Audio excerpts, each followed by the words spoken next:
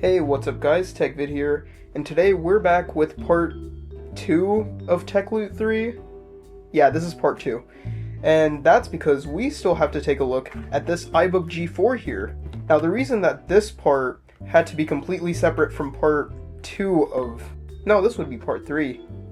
Anyways, the reason why this was separate from part 2 that we made on that HP laptop was because I had to order a new hard drive from China for this computer because IDE hard drives, while they're not very common anymore, as you can tell, this new technology called SSDs came out quite recently, and a lot of people seem to be switching. But I, on the other hand, I rely on the trusty CD. CD? CD's nuts. Really?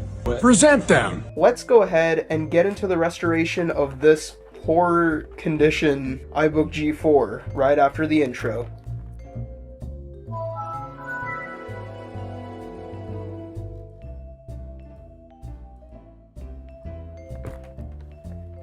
Alright guys, so we have the iBook G4 here. We also have the new hard drive for it. I don't know how new this is. It's more like refurbished, but it's a 80 gig hard drive, and from the limited research I did, I can tell that this is a 5400 RPM drive, which is a decent upgrade over the 4200 one that's in here currently. Let's go ahead and get into the replacement.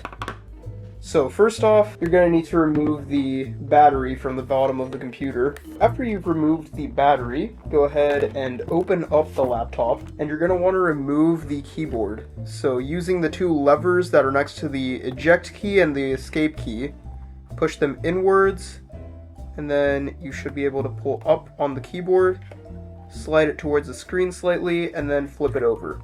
Now you'll see the Airport Extreme card if your computer was configured with that, as well as the RAM shield that it's sitting on top of. Let's go ahead and get our Phillips head screwdriver out, and we'll go ahead and use you have to kind of like push these brackets in slightly, then just use the pull tab they've given here to just like slide the card out. There we go. Our Airport Extreme is out here. And then unplug the antenna cable that's on top of it, if it'll come off, that is. Airport Extreme card out. Now we can go ahead and remove the 4 screws that are on the RAM shield.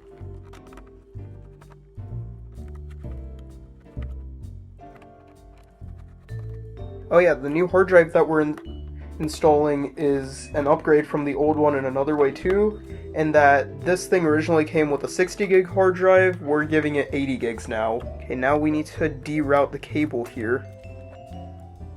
There we go. See, here's the cool thing. Apple used to give you the instructions on the computer itself on how to take it apart. Well, looks like we only have 256 megabytes of RAM. That's awesome. Let's go ahead and unplug the keyboard now. Oh wait, so you're just meant to pull up on it? Oh, this is one piece. Okay. Over here, we need to remove these little rubber nubs here. So now there's 3 new Phillips head screws that you can see here under each of those rubber nubs. Just go ahead and remove them. Yeah, and also the ring too, I guess. They usually don't come out that easily, but mine do. Usually have to use a separate tool to get the ring out. Next we're going to need a Torx bit.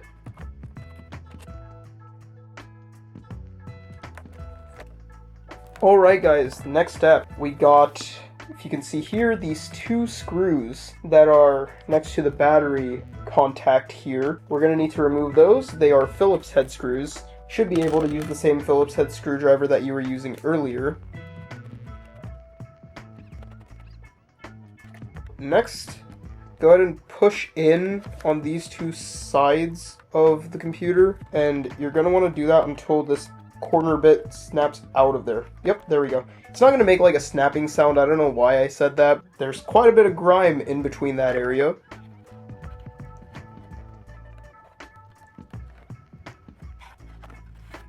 Alright, then there's another clip here.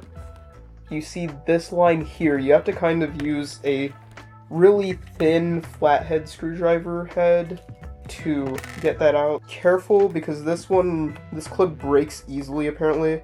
So just, push in on it and then push up on the housing. Now just go around the exterior of the laptop, loosening any of the clips that may be fastened in there.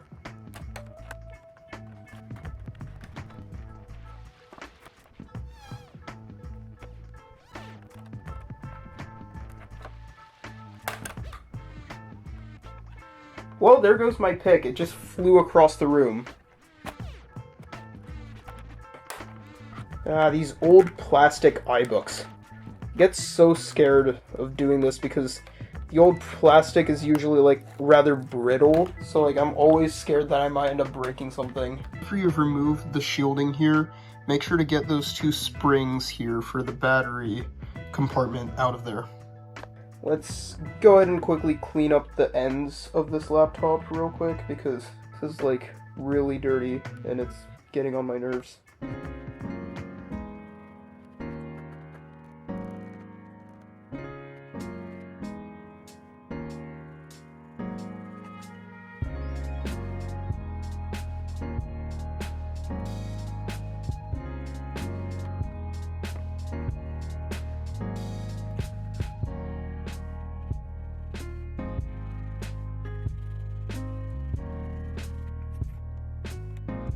Alright guys, I finished cleaning out the bottom area, the corners of the casing here.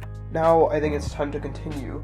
Okay, so now let's go ahead and remove all of these screws from the bottom of the computer. There's 1, 2, 3, 4, 5, 6, 7, 8 screws here.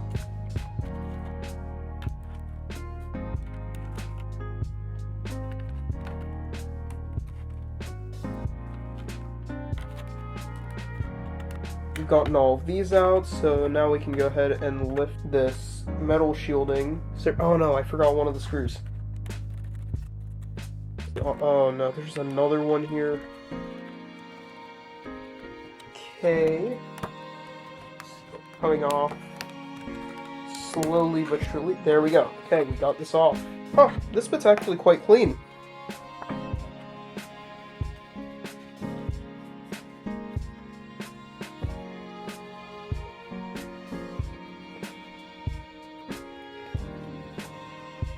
Next off, we'll need to go ahead and... Another one of these bugs. Need to remove the one screw here holding in the DC board. Go ahead and disconnect it here from the... Now, where did this screw come from? I assume from over here, because that's where it was next to. There's also a loose screw whenever I got this thing next to the battery. Good thing that the battery was actually in there and held the screw in. Next steps. Ooh, we can see our hard drive here too. Next steps, there's a whole bunch of screws that we need to remove. There's a total of 11 screws. Let's go in order. There's 3 here right next to the disk drive bezel. There's 3 right on the bezel. There's 2 next to it. And then there's a 6th one here, 7th one here. 8 is over here. 9 is over here. 10 is all the way up here next to the fan. Not the ones that are actually on this fan shield, but the one next to it. And then 11 is over here, right under this cable here. So let's go ahead and get all 11 of those screws out.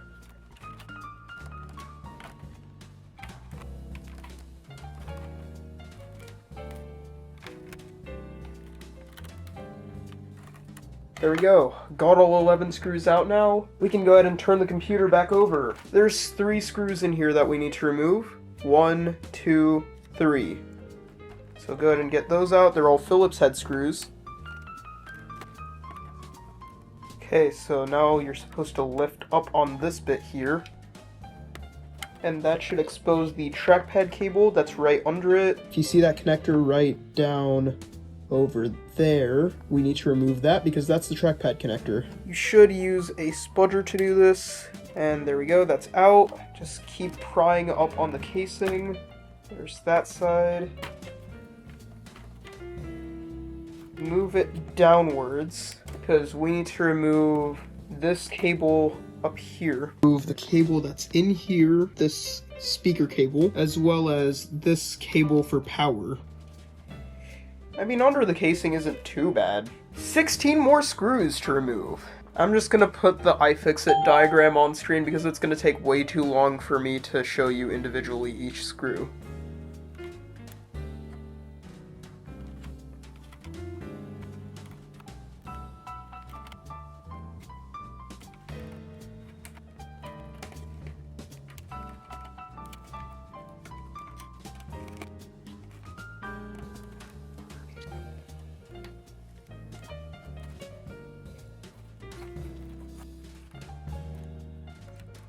Alright, we got all 16 of those screws out. Lift this casing, flip it up like this for now because there's a cable attached to it. You can just pull that off. Underside of this casing looks quite clean. The top side's a bit dirty though. Yeah, and we can get a closer look at that fan, which is quite clean.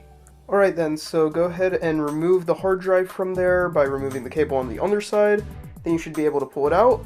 Then go ahead and remove the two screws on either side of the old hard drive. Then you can go ahead and remove the bracket and put it on the new drive. Okay, there's this drive's brackets on. Let me get the other side. And there we go. We no longer really have any use for this old hard drive. Let me get these last few brackets put in on the new drive.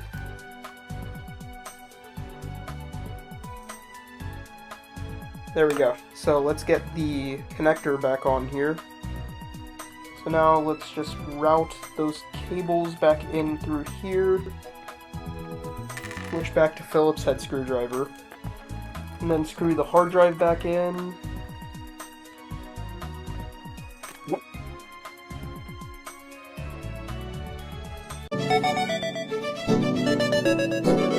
Hey guys, so my camera was kind enough to die on me.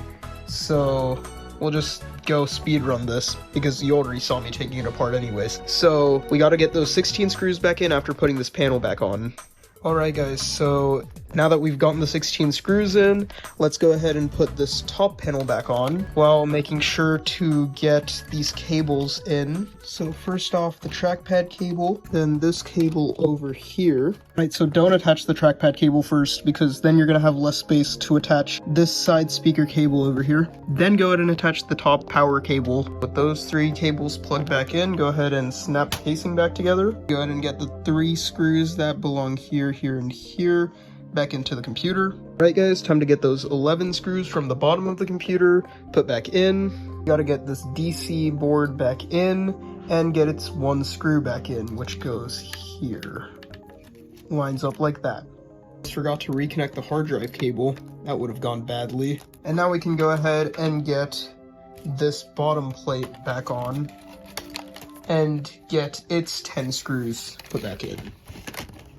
This one's a bit harder to realign. Now, after getting those 10 screws back in, go ahead and put the two springs that go over here back. Hey guys, now that we got that back, put the top case back on. Get those two screws from over here back in, along with the three screws that go here, here, and here. And those screws back in, get the three metallic rings and their screws back in, along with the three rubber feet for the computer back in. Now that you've done that, go ahead and open up the iBook, reconnect the keyboard connector right over there, and then route the antenna cable through that hole in the top so that you can go ahead and put the four screws over here back in. After you're done with that, go ahead and hook back in your airport card and connect the antenna cable, and then go ahead and get your keyboard, pull the lever down so that you can actually latch it back into place. There we go. All done. Clean that keyboard real quick. One eternity later. That cleaned up really nicely. Look at how whitened those keys have become. Just a bit of isopropyl alcohol. Let me just clean off those top stains now, as well as the screen. Hey guys, so check that out. The screen looks a lot cleaner overall. So the yellowing is gone from these corners mostly. There's still a bit of it left that seems to be like permanently stained in there, unfortunately, but there's not too much I can do about that unless I get something like Retro Bright to clean it. So now let's get the outer lid because that's the dirtiest part of this entire computer. So here's what it looks like before cleaning. Here's the results after the cleaning. This thing looks like a new computer entirely. I mean, minus the few scratches that are deep into the casing, but otherwise, this thing looks amazing.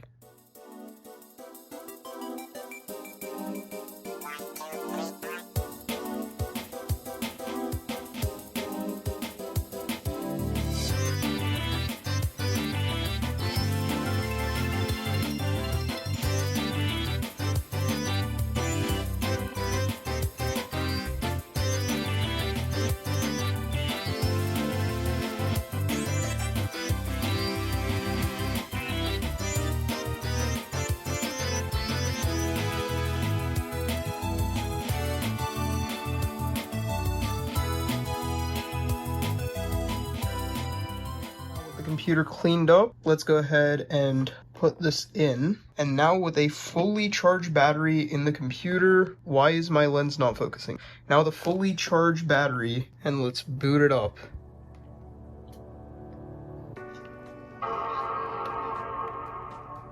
Holding Option so that we go into the boot picker. Okay, good, it shouldn't be detecting anything because we still haven't put in our iBook G4 recovery discs that I burned. This is disc 2. Here's disc 1. Let's go ahead and put that disc in.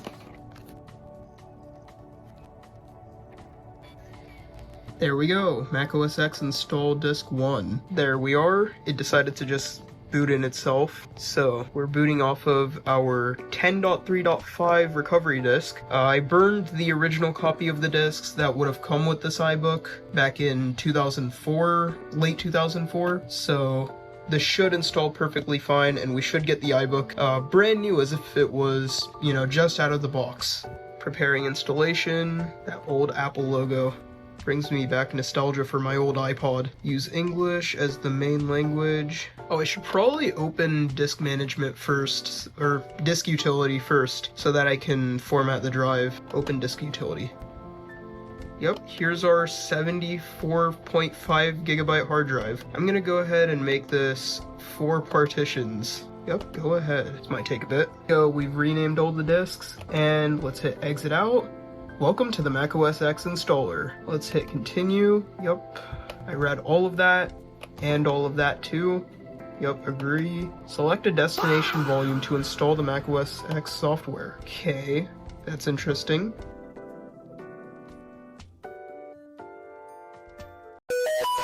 Right, let's boot it up.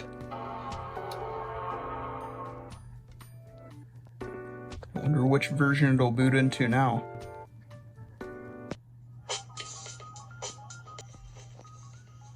I love how the music plays over the setup. Anyways, let's set this up now. Continue. This is Mac OS X Panther. No, do not. Continue. My Apple ID. I wonder. I don't think that'll work right now because we have no internet. Don't create an Apple ID. Oh man, give me just a sec. Anyways, I just tried connecting this thing using an Ethernet cable to the internet. Tried logging in using the Apple ID thingy, it did not work. So I just kind of moved on. Where will you primarily use this? At home. I myself am none of the above. Sure, why not? We'll use our very secure password. Ooh, what kind of profile pics do we have? Of course, we don't have an iSight camera on here, so we can't really take one of our own, but I see a few classics that are still here, like the gingerbread and the fortune cookie. The basketball's still here too. I love the clicking sound of the trackpad. I'm gonna choose this one because it reminds me of my old profile picture from my Windows Vista laptop from like years ago. Continue. Yeah, sure, why not? Get internet ready? I don't think Earthlink is still a thing. I'm not really ready to... Wait, I'll use my existing one. Will that detect the Ethernet port? I mean the Ethernet cord that's plugged in right now? We'll use local network Ethernet. Continue. Yep, get.mac. Continue, continue. Let's connect. We'll just register later. Set up mail. Okay, good, we can skip. Where are we? That might not be the right time and date. Here we go. Hit continue. Don't forget to register. Enjoy your Apple computer. Done. And we have now set up macOS 10.3 Panther on this iBook G4. This would have been the stock version of macOS that would have come with this when it was brand new. Ooh, let's go ahead and boot into macOS Tiger now. Hit restart. Yup.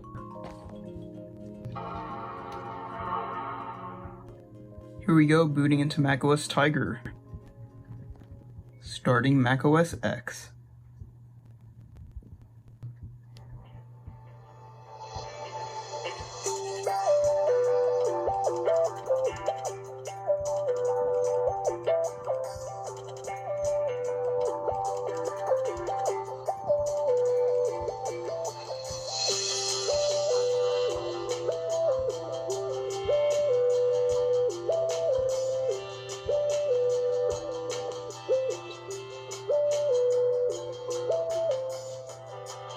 macOS X 10.4 Tiger, getting started.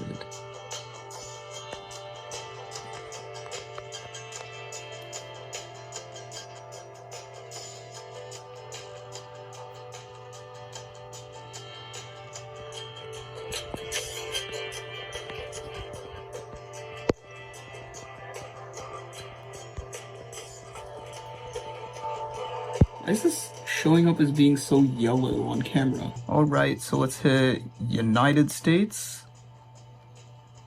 Don't transfer now. Oh wait, hold on, transfer from another partition. Sure. Maybe don't do that. Sure, leave that. And we'll just transfer.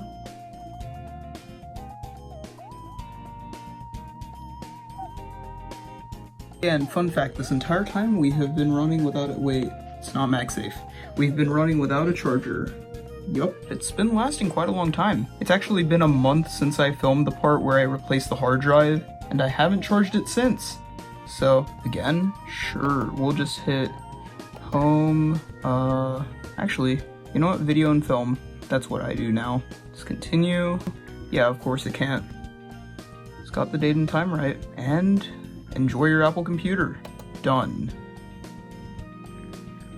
Transferring everything took the whole headache out of setting this up, so didn't have to set it up a second time. Why doesn't it see a battery? That's interesting considering you're not plugged into anything, but sure, we'll go with that. Anyways, this is macOS Tiger. Ah, the dashboard.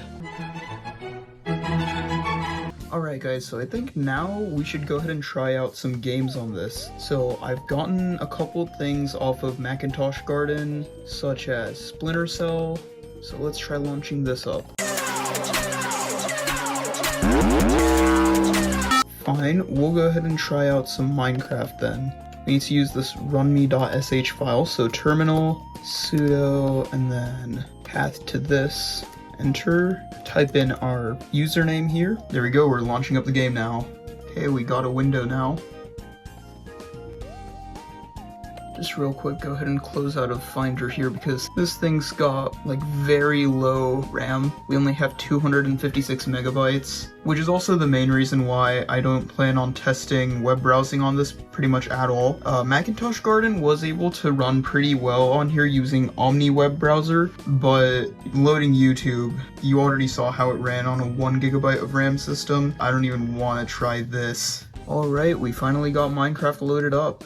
Let's go into single player here, and yes, I did already create a new world. The main reason why I created the world off camera was because I predicted that it would take forever to generate it, so I kind of just let it sit while I went and had lunch. We're about to see some 500 FPS RTX ray traced graphics right here. Alright, looks like we're finally loaded in. So we have a good 6 FPS right now, remaining in the single digits. Just gonna give it a bit to load in all the chunks here before I start moving around the map. Just try to move. This is Minecraft 1.8.9 by the way, so this is what, 2014? So for a computer that came out 10 years prior, playing this is pretty impressive. Oh look, we're starting to hit double digits, and I spoke too soon. What would be funny is if somebody tried to speedrun Minecraft on this. It would not end well at all. Look, it's a chicken. But yeah, overall, I mean, it's pretty bad. No wonder Splinter Cell didn't want to work. I assume that if I was to try to get maybe more RAM for this, it would probably run a bit better. Like, let's open activity Monitor. Yo, where are we getting like 25 frames now? Now with the game paused, we're getting like in the double digits. I don't know what's going on. Alright, as we can see, we have only 2 megabytes of free RAM, which is expected. Our CPU is actually not doing that bad right now. We're at like about half to a quarter of unused CPU usage. What about disk activity? Not too bad. So far it seems like really our main limiting point is our RAM, which is to be expected playing a game that would have required about like a gigabyte of RAM running on a 256 megabyte RAM system. But yeah, that was Minecraft. So here we are, guys. We have completely restored this iBook G4 back to its former glory, from being completely yellowed and looking disgusting to looking like how it was when it was brand new. We've both restored it and tested its functionality a bit in the modern day. Unfortunately, in the modern day, this computer isn't the most usable, especially considering the fact that it's now 20 years old, but it is still perfectly fine for retro computing tasks, and it looks really cool on a shelf, you've gotta admit. So, I hope you guys enjoyed today's video. Make sure to like, subscribe, and stay safe. And I'll see you guys in the next one. Bye!